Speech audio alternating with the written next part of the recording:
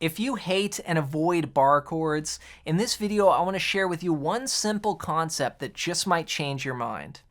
In fact, this one concept can completely reframe how you view the guitar neck.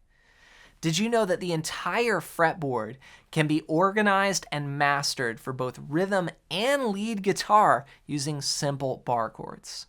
Yes, the same bar chords that a lot of intermediate players call boring. And that's a big mistake. Now, I dive deep into this in a program on my website called Caged Guitar System. And this is one of the most powerful things you can learn for playing songs and soloing. But in this video, I want to share with you where it all starts. And it begins with understanding how bar chords work. So let's dive into it. The first thing you've got to understand is that bar chords are the same as open chords. They're just made movable. So let's say we had a chord like E minor. Now this chord is commonly played in open position like this, just open, 2, 2, open, open, open. Now you could use fingers, middle finger, ring finger, you could use 1 and 2, but let's just do something a little bit unusual here. Let's play the ring finger on the 5th string and then the pinky finger right underneath that. Now I wouldn't typically play this fingering for E minor down here, but what this just did was free up my index finger to now create a bar, like as if it was playing here at what I call fret 0 of the guitar, just back here by the nut.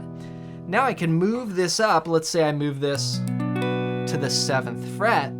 I've now created a movable minor chord, okay? Now this brings us to another important point, and that is finding the root note of any chord, okay? So typically in any chord voicing you're playing on guitar, you'll have the note that names the chord, and that's what the root note is. The root note is the note that names the chord. So if I look at this chord, E minor, well, it just so turns out that this string, open, the 6th string open, the one that's closest to our face, is the note E.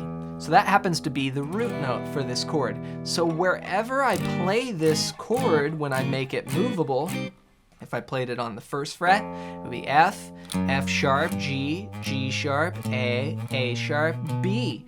That is the root note. So I just learned one bar chord, but that actually means that I can play it on 12 frets. I can play it on every fret. So I've got at least 12 different, chord names there, right? So that would be your movable shape and then the minor chord. Now, if this was the end of the guitar, okay, this would still be an E minor chord, right? Look, I could do this. You can see that that's still the E minor. So once you understand this concept, you can take any chord you know and you can create a bar chord out of it.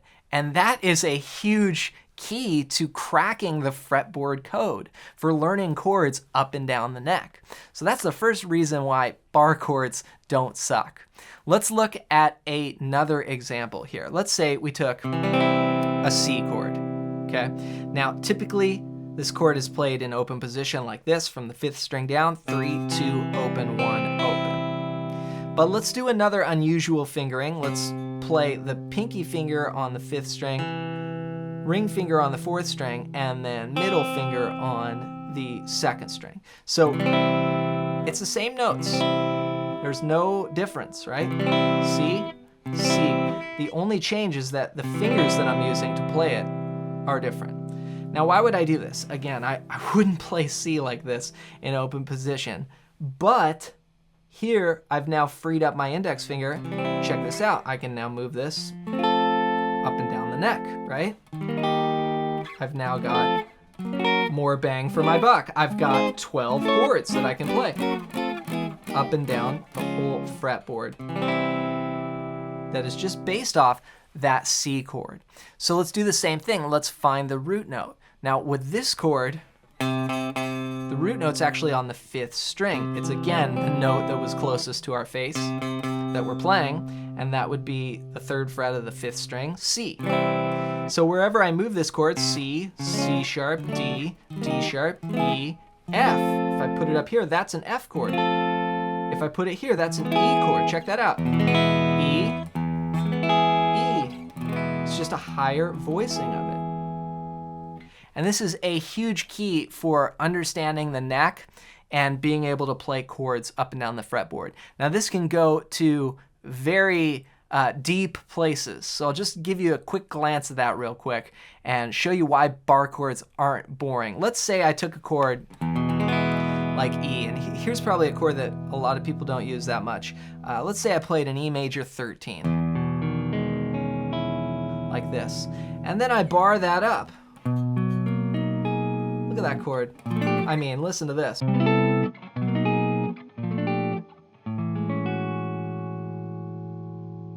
What a beautiful sound there. So the same concept applies, and now you can get all kinds of new sounds.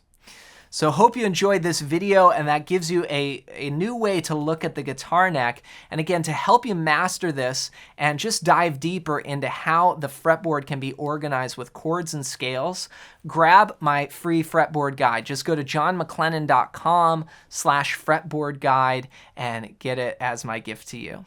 As always, thanks for watching, and if you enjoyed this video, I think you'll really like this video next.